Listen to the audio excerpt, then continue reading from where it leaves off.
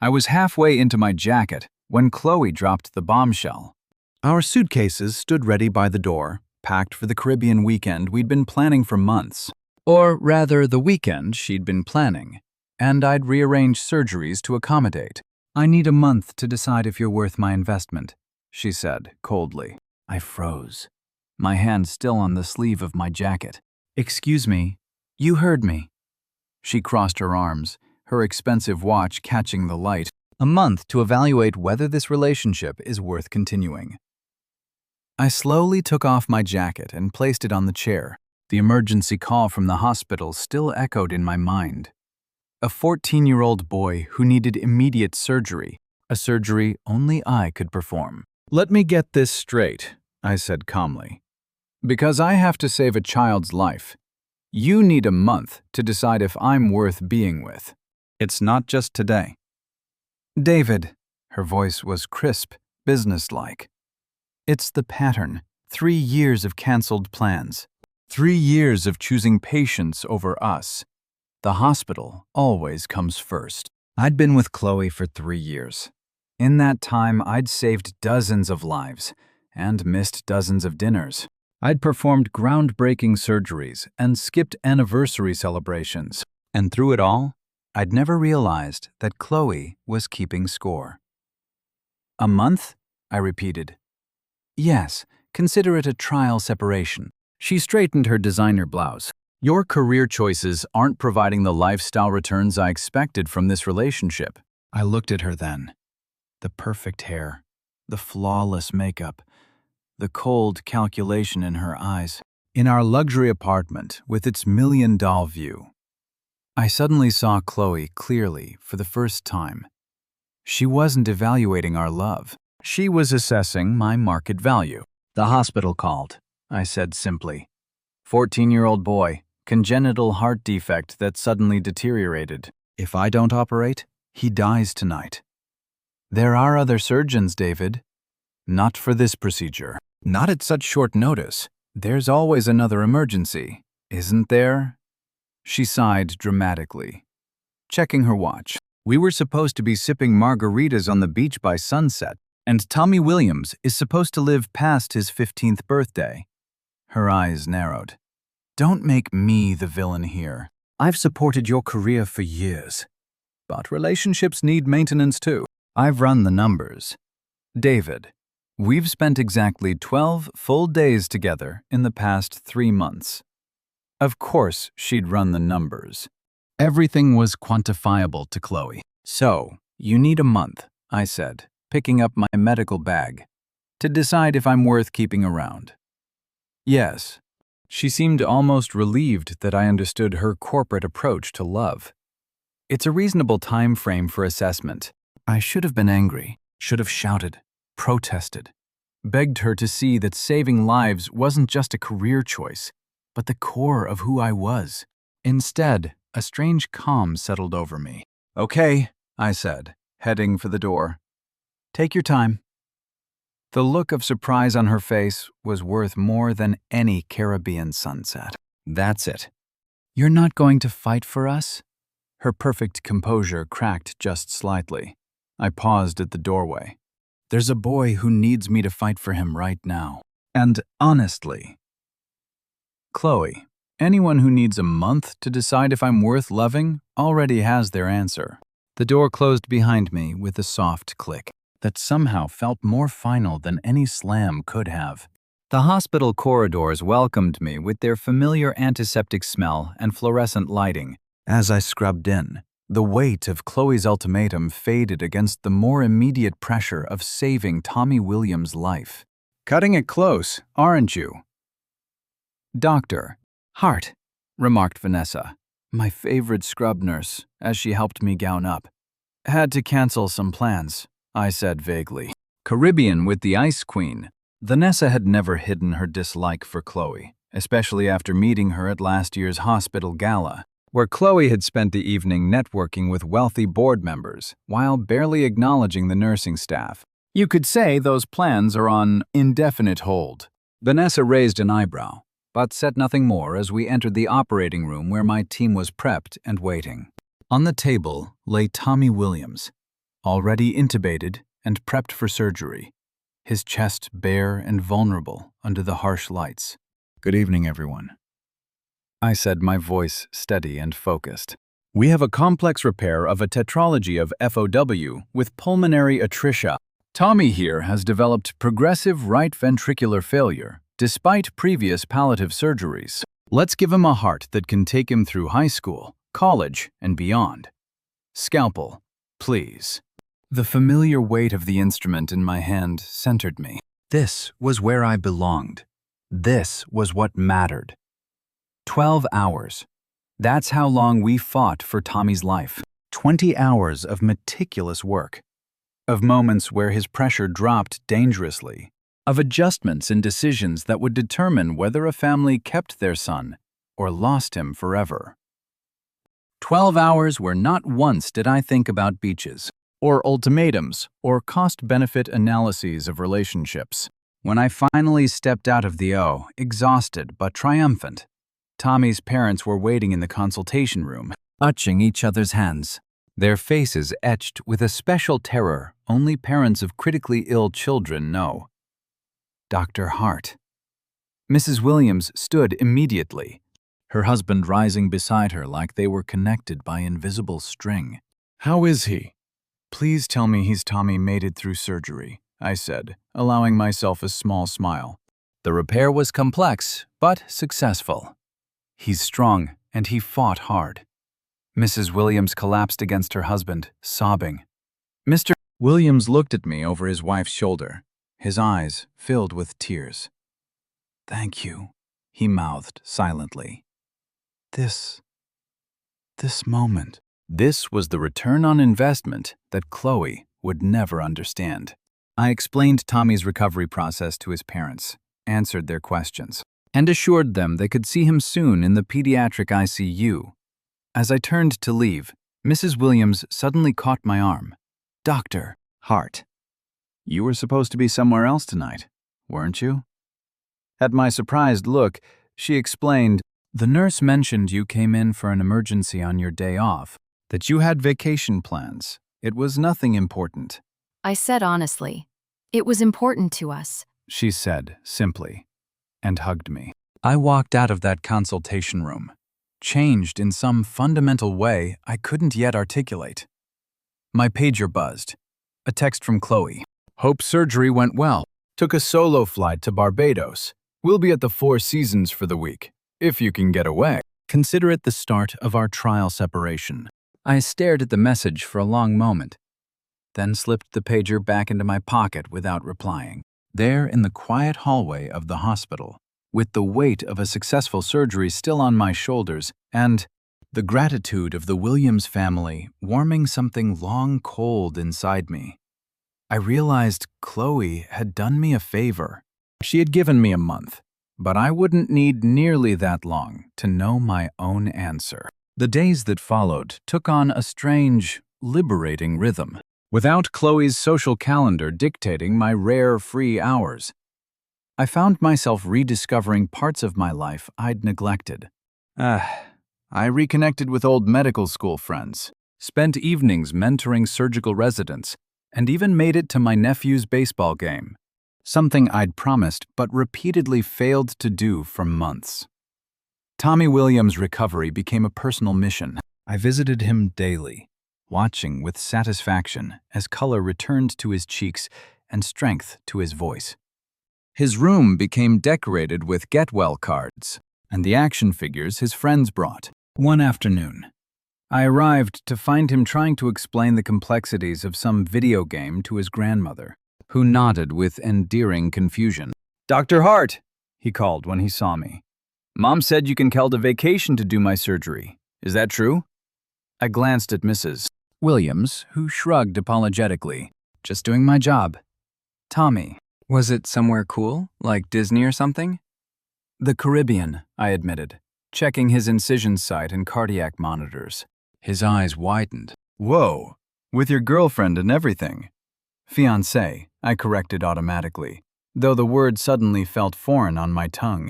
That's even worse. She must be super mad. I couldn't help but laugh at his teenage directness. She's taking some time to think about things. Tom's face turned serious beyond his years. Well, I'm glad you were here instead of there.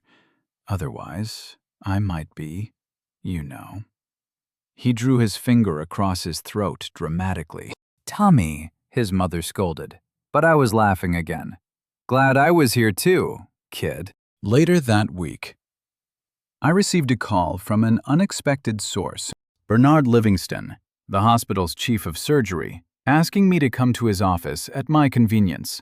Bernard was a surgical legend in his 60s with piercing blue eyes and a reputation for directness that terrified residents but earned the respect of everyone else. David, he said when I entered, gesturing for me to sit. The Williams case. Impressive work. Thank you, sir. I understand you came in on your day off. Cancelled personal plans. I shifted uncomfortably. It was the right call. Bernard leaned back in his chair, studying me. The board has been discussing the creation of a new position, Director of Pediatric Cardiac Surgery, a chance to build a specialized team, expand our capabilities. Your name has come up repeatedly. I blinked in surprise. I'm honored. But there are more experienced surgeons. Experience is in everything. We need someone with technical skill, judgment, and the right priorities. He fixed me with those famous blue eyes. Someone who cancels Caribbean vacations to save a teenager with a bad heart. My phone buzzed in my pocket. Probably Chloe, who had been sending increasingly irritated messages about my lack of communication during her thinking period. I ignored it. I'd like to be considered, I said firmly. Bernard nodded, a rare smile crossing his face. Good. Because I've already advocated for you. The salary bump won't make you rich, and the hours will be worse. But I think you're the right man for the job. As I left his office, my phone buzzed again, this time. I checked it, but it wasn't Chloe. It was a text from my sister. Mom's birthday dinner tonight, 7:00 p.m. Please tell me you're coming this year. For the past 2 years, I'd missed my mother's birthday celebrations. Once due to an emergency surgery. Once because Chloe had orchestrated a business dinner with potential clients she wanted to impress. Both times I'd sent expensive gifts as penance. Both times my mother had assured me she understood. With that particular smile. Mother's perfect to mask disappointment. I texted back immediately. Wouldn't miss it. See you at 7 o'clock. I arrived at my parents' modest suburban home with a bouquet of my mother's favorite lies and a bottle of the scotch my father pretended not to enjoy. The familiar chaos of family dinner enveloped me immediately. My sister's twins racing through the house. My brother arguing politics with my father. My mother pretending to be upset about the kitchen crowding while secretly loving every minute of it. David, Mom exclaimed, embracing me tightly. You made it.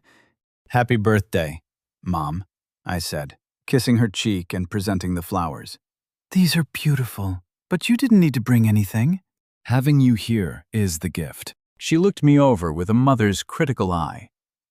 You look tired. Are you sleeping enough? Where's Chloe? The questions came rapid fire, in typical mom fashion. Chloe's in Barbados, I said, helping her arrange the lies in a vase. On her own. My mother's hands stilled. Is everything all right between you two?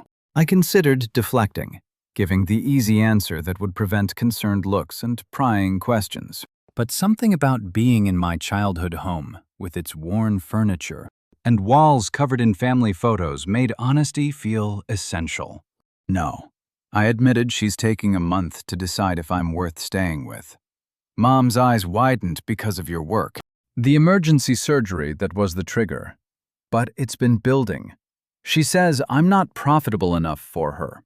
My mother's expression darkened in a way I rarely saw. Profitable. Did she actually use that word? She sees everything through an investment lens, relationships included.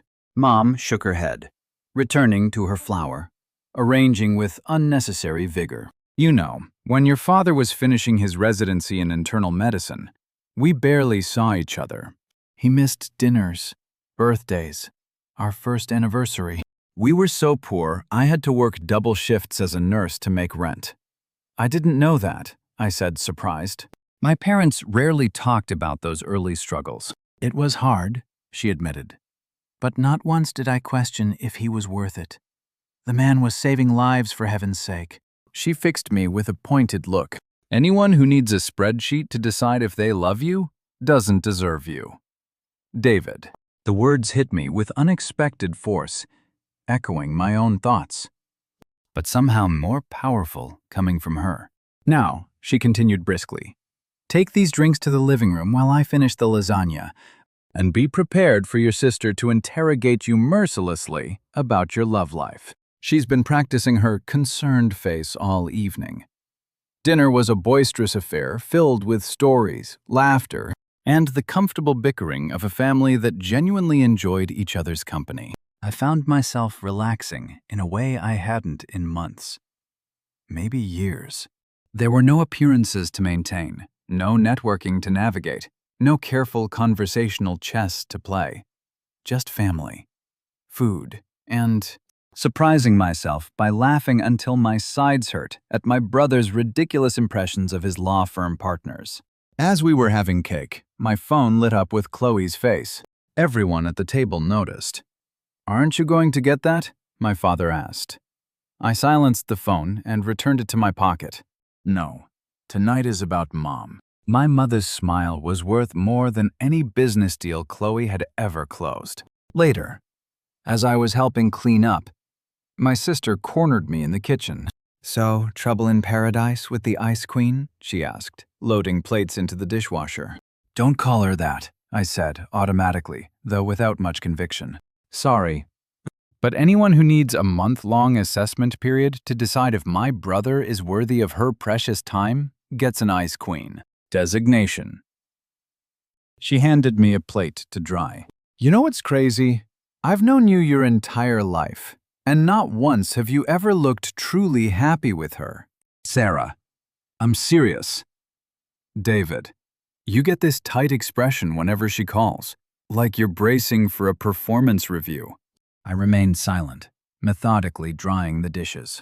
Remember Amy from med school, she continued. You used to light up just talking about her. Whatever happened there, anyway? Amy Winters. The name triggered a cascade of memories. Intense study sessions that turned into deep conversations about everything, from medical ethics to favorite childhood movies. The way her eyes crinkled when she laughed. How she'd bring me coffee during overnight shifts, even when she was exhausted herself. She took a pediatric oncology fellowship in Seattle. I said quietly, we tried long distance for a while, but what I put down the dish towel. Chloe happened. I met her at a hospital fundraiser. She was intelligent, ambitious, beautiful. Amy and I were already struggling with the distance, and Chloe was here. Sarah's expression softened. Have you ever wondered if you made the right choice? Before I could answer, my phone buzzed again, this time with a text from Vanessa, the scrub nurse. Tommy Williams asking for you. Nothing urgent, but thought you'd want to know. I need to go, I said, suddenly eager to escape my sister's too perceptive questions. Hospital, Sarah sighed, but gave me a quick hug. Think about what I said. Okay. And don't settle for someone who needs an assessment period to recognize what everyone else sees clearly, that you're worth everything. Her words followed me all the way to the hospital. Tom was sitting up in bed when I arrived, playing a handheld video game with intense concentration. His mother dozed in the visitor's chair beside him. Hey, champ, I said quietly. Nurse Vanessa said you were asking for me. He looked up, his face brightening. Dr. Hart, I didn't think you'd actually come. Isn't it super late? I checked my watch. Just past 9 p.m. Not that late. Everything okay? He nodded, then glanced at his sleeping mother before motioning me closer. I wanted to ask you something private, he whispered. I pulled up a chair. What's on your mind? Is your heart okay? he asked, his expression deadly serious. The question caught me off guard. My heart, yes, it's fine. Why do you ask? Because you're a heart doctor who fixed my heart. But you seem kind of sad sometimes. His matter-of-fact delivery made me suppress a smile. My dad says you can have a broken heart even when the actual organ is working right. Like, emotionally broken. Out of the mouth of babes. That's pretty insightful. Tommy, is it because of your fiancé? The one who's mad about the Caribbean? I glanced at Mrs. Williams, still sleeping peacefully. Things are complicated with adults sometimes. My dad says that too. Usually when I ask why he and Mom are fighting, Tommy put down his game. Can I tell you something else? Of course. When I was being wheeled into surgery, I was super scared, like pee my pants scared. Except I couldn't because of that catheter thing. He wrinkled his nose at the memory. But then you came in and told me about how you were going to fix my heart. And you weren't scared at all. You said you'd take care of me like I was your own kid. I remembered that moment, leaning down to reassure a terrified boy before anesthesia took him under. And that made me not scared anymore. Tommy continued, because I could tell you meant it. So, if your fiancé doesn't see how awesome you are, then maybe her heart needs fixing too. But not by you. I stared at him, momentarily speechless. This kid who'd faced mortality at an age when most are worried about school dances and video games had somehow cut through all my confusion with perfect clarity. When did you get so wise? I finally asked. He grinned. Nearly dying gives you perspective.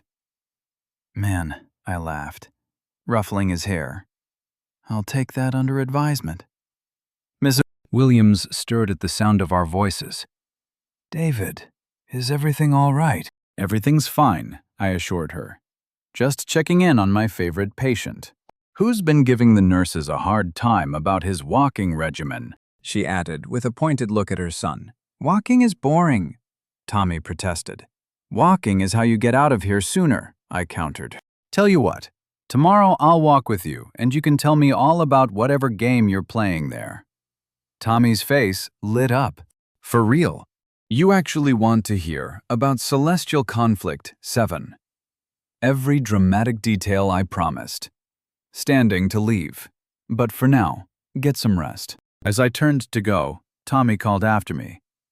Dr. Hart, for what it's worth, I'd pick you right away. No month needed.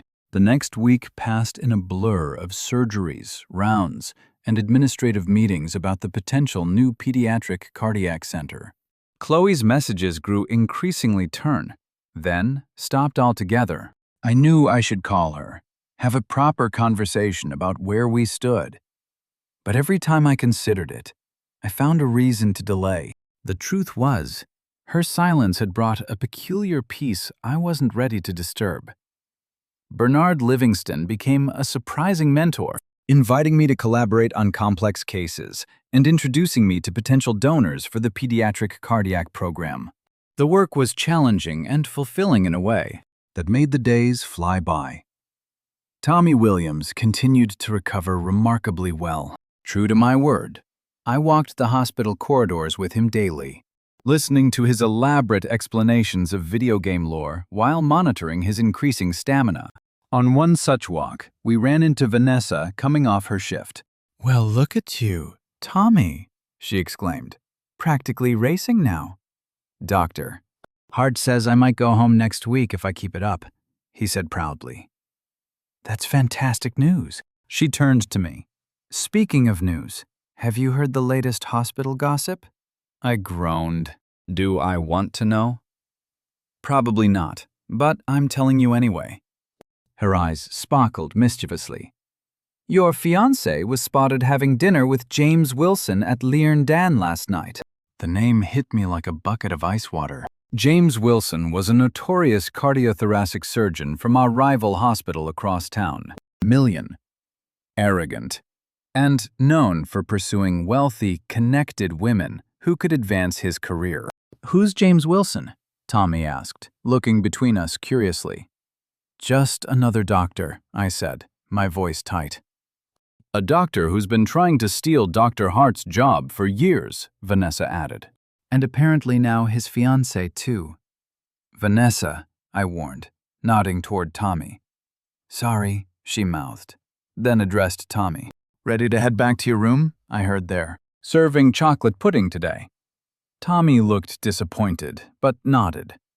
Will you still come by later, doctor?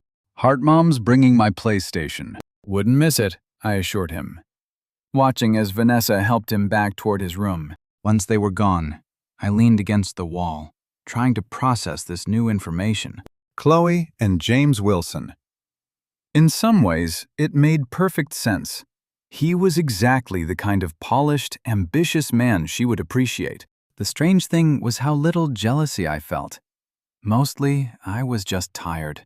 Tired of the games, the calculations, the constant evaluation of worth. My pager buzzed. Bernard wanted to see me. Pushing thoughts of Chloe aside, I headed to his office. David, good, he said when I entered. I was hoping to catch you before you left. I've just come from a board meeting. He gestured for me to sit. The Pediatric Cardiac Center has been approved. Full funding, additional staff, everything we asked for. That's incredible news. I said, genuinely excited. They want you to lead it. Bernard leaned forward. It's yours if you want it. David, but I should warn you. It would mean more responsibility, more hours, at least initially. More hours. The words hung in the air just a month ago. Those words would have filled me with dread, knowing how Chloe would react. When do they need my answer? I asked. End of next week. Bernard studied me. Is there a problem? I thought you'd be thrilled. I am, I assured him. It's just personal complications. Understanding dawned in his eyes. Ah, the fiancé issue. At my surprised look, he chuckled. Hospital gossip, impossible to escape. Apparently, I muttered. Can I offer some unsolicited advice from someone who's been married for 40 years? I nodded, curious. My wife is a concert pianist, Bernard said. When we were young, she traveled constantly. I worked 100-hour weeks as a surgical resident. We saw each other maybe 4 days a month that first year. How did you make it work? By understanding what we were building together wasn't just about us being physically present. It was about supporting each other's purpose. He leaned back. Anyone who sees your dedication to patients as a failing rather than the core of who you are isn't seeing you, David. They're seeing an inconvenience to their plans. His words struck uncomfortably close to my own recent thoughts. Take the weekend, he continued. Think about what you really want for the center and for yourself. Then give me your answer on Monday. I left his office with my mind racing, barely noticing where I was walking until I found myself in front of the hospital chapel, though not particularly religious. I stepped inside, drawn by its quiet emptiness. I sat in the last pew, staring at the simple, stained glass window depicting healing hands. In the stillness, I finally allowed myself to confront the truth I'd been avoiding for weeks, perhaps years.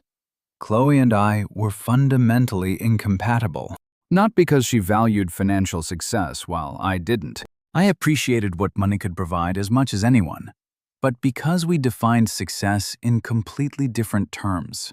For her, success was measured in acquisitions, property, status, connections. For me, it was measured in the eyes of parents when I told them their child would live. In the renewed strength of a heart I'd repaired. In the potential of a pediatric center that could save countless young lives. My phone buzzed, pulling me from my thoughts. A text from Chloe. We need to talk. Dinner tomorrow, 8 p.m., 11 Madison Park. Don't be late. No request, no question. A command delivered with the expectation of compliance. How had I never noticed that pattern before? I texted back. I'll be there. It was time to end the month early. 11. Madison Park glittered with understated luxury, the kind of place where the wealthy spoke in hushed tones and the staff moved like silent shadows. Chloe had chosen well, a public place that required composed behavior, yet exclusive enough that any scene would be devastating to one's social standing. She was already seated when I arrived, looking stunning in a black dress that probably cost more than most people's monthly rent. Her expression was carefully neutral as I sat across from her. "You're on time," she noted, sounding almost disappointed. "I expected surgery to make you late." "I made sure to keep the evening clear," I said. "You said we needed to talk." "Yes." She took a deliberate sip of her martini. "It's been 3 weeks since I gave you a month to consider our relationship. I've done my own reassessment during this time." "I'm sure you have," I said, thinking of James Wilson. Her eyes narrowed slightly. "What does that mean?" "Nothing. Please, continue." The waiter appeared, and I ordered a scotch. Neat. Only after he departed did Chloe resume. "I've realized that perhaps I was hasty in my approach," she said, her voice taking on the conciliatory tone she used when negotiating. "We both invested too much time in this relationship to abandon it without proper consideration." 3 years. I agreed. That's a significant investment. Exactly. She reached across the table to touch my hand. We're both smart, successful people. We can adjust our parameters to make this work. Parameters. "I've drawn up a proposal," she continued, apparently missing my tone. "I think it addresses both our concerns." From her designer handbag, she produced a small leather portfolio and passed it to me. Inside was an actual printed document titled Relationship Restructuring Agreement. I stared at it in disbelief. "You created a contract for our relationship. It's more of a framework," she corrected. "It outlines expectations regarding time commitments, career priorities, social obligations, all the areas where we've experienced friction." I skimmed the document, feeling increasingly surreal. There were actual clauses about minimum quality time requirements, vacation allocations, and even a section about career-based emergency exceptions that limited how often I could cancel plans for surgeries. "You'll notice I've been quite generous in the emergency provisions," she said, as if offering a tremendous concession, up to 6 major schedule disruptions annually, provided they involve genuine, life-threatening situations. 6, I repeated flatly. "That's 1 every 2 months. David, surely other surgeons can cover beyond that." I closed the portfolio, and if I agree to these terms. Her smile was triumphant. Then we move forward. The wedding planning resumes. We get back on track. And if there's a 7th emergency, a 7th child whose heart needs saving? Her smile faltered. Then we'd need to reevaluate whether this arrangement is sustainable. I took a long sip of my scotch, letting the burn ground me. "Did you enjoy dinner with James Wilson last week?" The question clearly caught her off guard. How did you, in a hospital, gossip impossible to escape? She recovered quickly. "James and I had a business dinner. He's interested in some investment opportunities I've been developing." "I'm sure he is. Don't be crude." "David, it was purely professional like this." I tapped the portfolio. "Is this how you see love?" "Chloe, as a business arrangement with terms and conditions, I see it as a partnership that requires clear expectations," she countered, her voice cooling. "Something you've never seemed to grasp." "You're right," I admitted, surprising her. "I haven't grasped that, because that's not what love is to me." "Then what is it?" "Constant sacrifice, martyrdom for the sake of strangers' children." "It's supporting each other's purpose," I said, echoing Bernard's words. "It's seeing someone's dedication as the core of who they are, not an inconvenience to your plans." Her expression hardened. "Very poetic, but not very practical." I've been offered the directorship of a new pediatric cardiac center, I said, changing direction. It would mean more hours, more responsibility, at least initially. That's exactly what we don't need right now. Actually, it's exactly what I need. I pushed the portfolio back toward her. I'm going to take the position. Chloe, she stared at me, realization dawning. This is your answer. Then, you're choosing your career over us. No, I'm choosing a life where I don't have to count emergencies or have my worth evaluated on a monthly basis. I removed the engagement ring from my pocket. I'd been carrying it for days, knowing this moment would come, and placed it beside the portfolio. I'm choosing to end our investment period early. You can't be serious, she hissed, keeping her voice low despite her obvious anger. After everything we've built. What have we built exactly? I asked, genuinely curious. A relationship where love is measured in ROI, where children's lives are inconveniences to be limited to 6 per year. You'll regret this, she said, her composure cracking. Do you think you'll find someone who accepts your impossible schedule? Who understands your world the way I do? I hope I find someone who doesn't need to understand it. Just respect that it's important. She laughed bitterly. Good luck with that fantasy. I stood, dropping enough cash on the table to cover the drinks. Goodbye, Chloe. I wish you and James the best with your investment opportunities. As I walked away, she called after me, just loud enough for nearby tables to hear. 3 weeks instead of a month. At least you're efficient with your failure. I kept walking, each step lighter than the last. The hospital cafeteria was nearly empty when I arrived the next morning. My head surprisingly clear despite the sleepless night that had followed my dinner with Chloe. I nursed a cup of coffee, reviewing surgical notes for the day's procedures, when someone slid into the seat across from me. You look terrible, Vanessa observed cheerfully, setting down her own coffee. Like you haven't slept in days. Thank you for that assessment, I replied dryly. Word on the floor is that you and Finance Barbie are officially done. She studied me.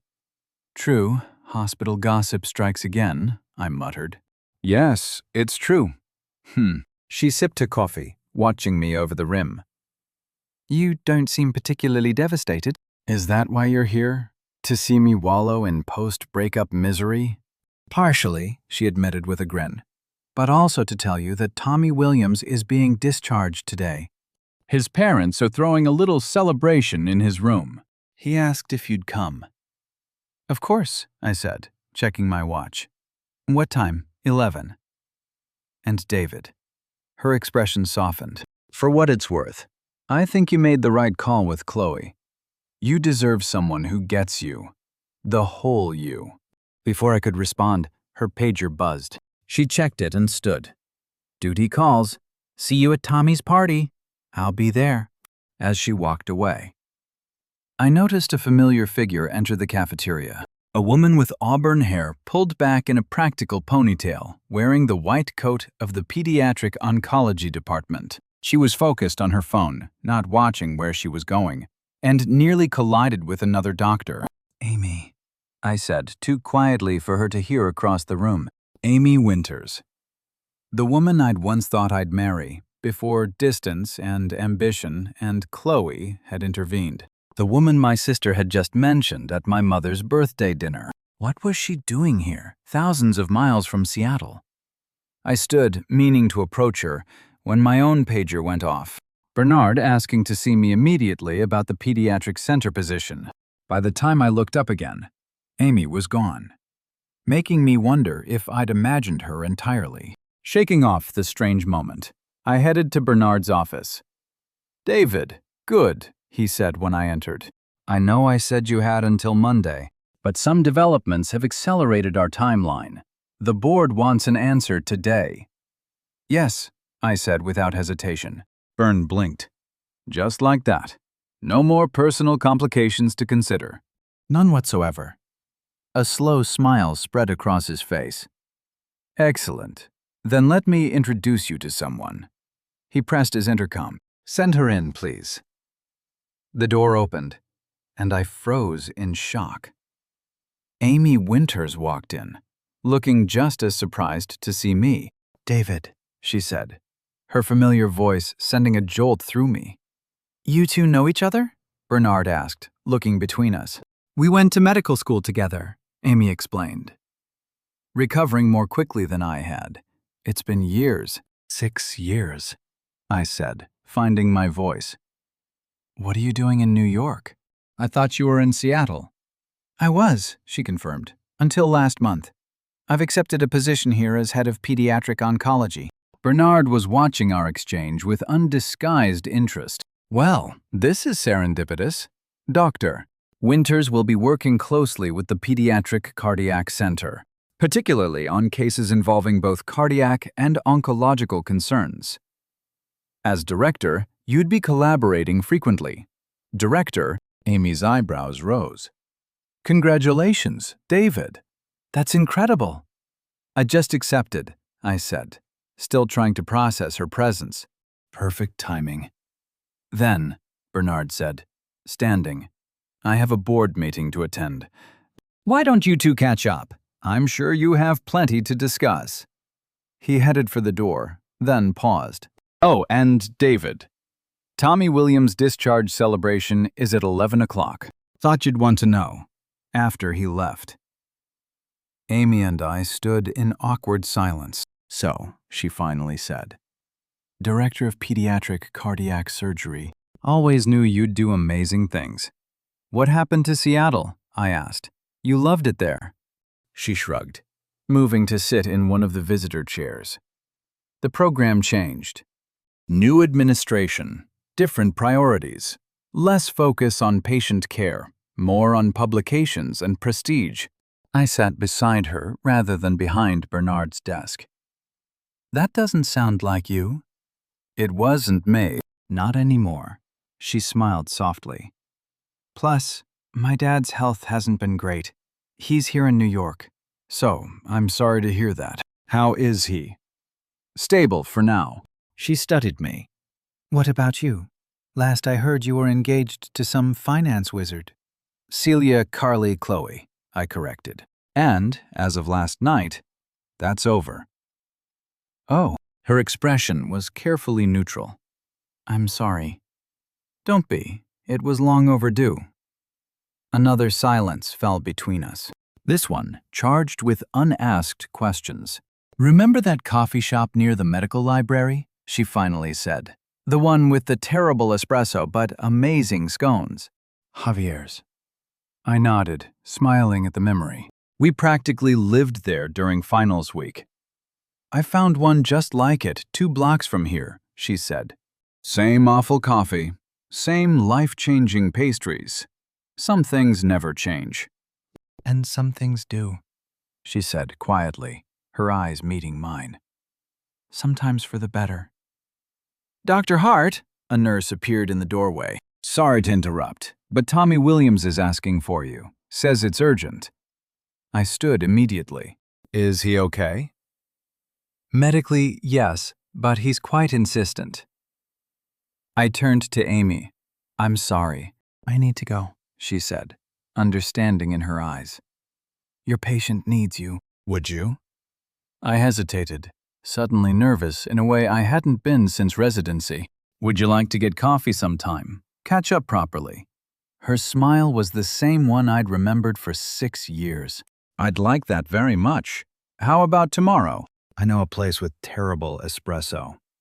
"It's a date," I said, then caught myself. "I know what you mean," she replied, her eyes twinkling. "Now, go see your patient." Tommy Williams was sitting on his bed fully dressed in street clothes when I arrived, looking impatient. "Finally!" he exclaimed when he saw me. "What took you so long?" "I came as soon as I heard it was urgent," I said, looking around for his parents. "Where's your mom and dad?"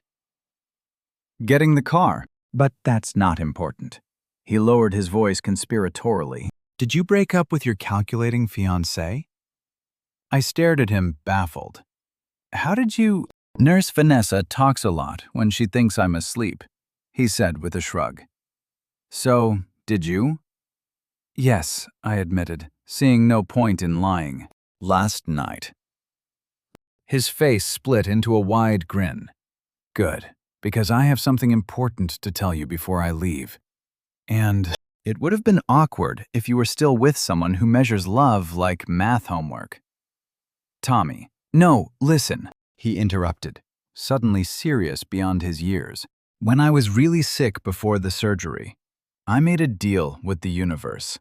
I said if I survived, I'd try to make the world better somehow.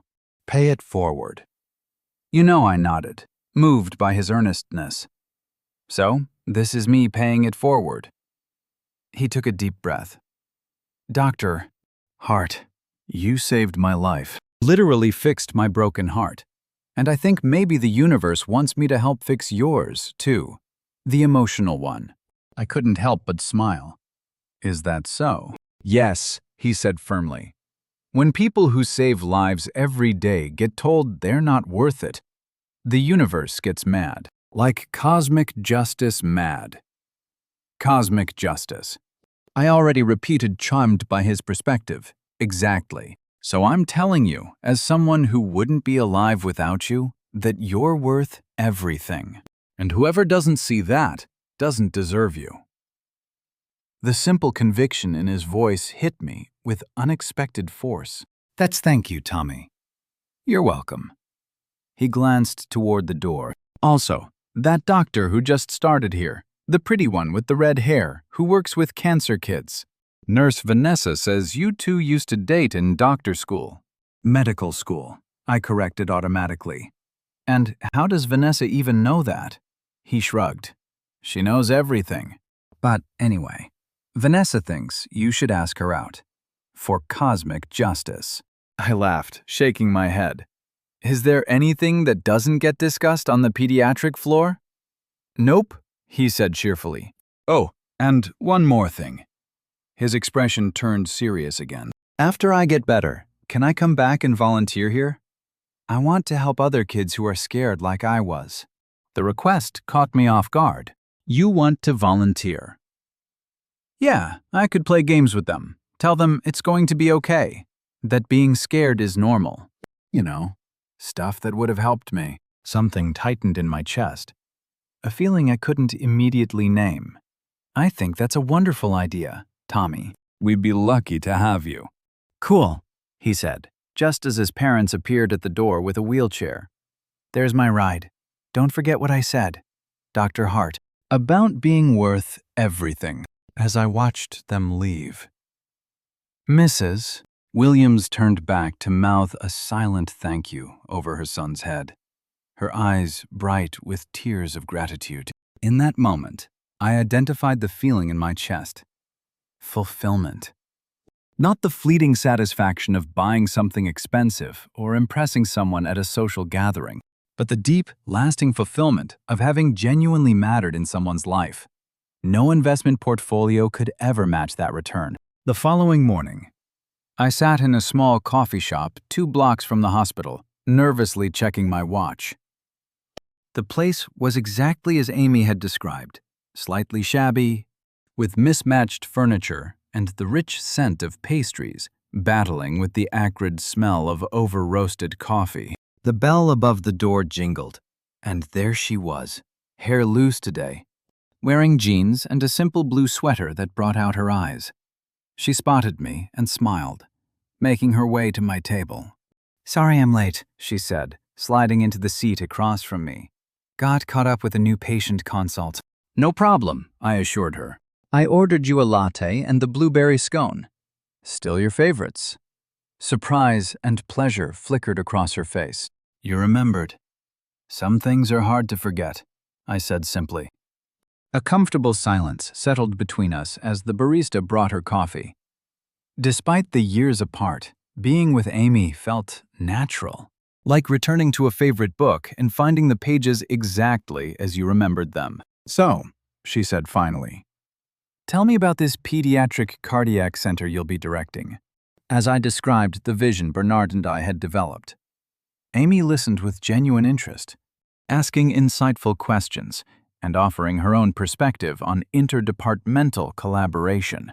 The conversation flowed effortlessly from work to our families to mutual medical school friends we'd kept in touch with. Your sister Sarah still hates me for that time I beat her at beer pong at your graduation party. Doesn't she? Amy asked with a laugh. Absolutely, I confirmed. Though she may forgive you now that she knows you're back in New York. You told her about me. She actually mentioned you recently before I knew you were here. I hesitated, then decided on honesty. She said, I never looked truly happy with Chloe.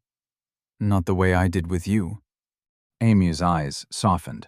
And what did you say to that? Nothing at the time, but she was right. I took a deep breath.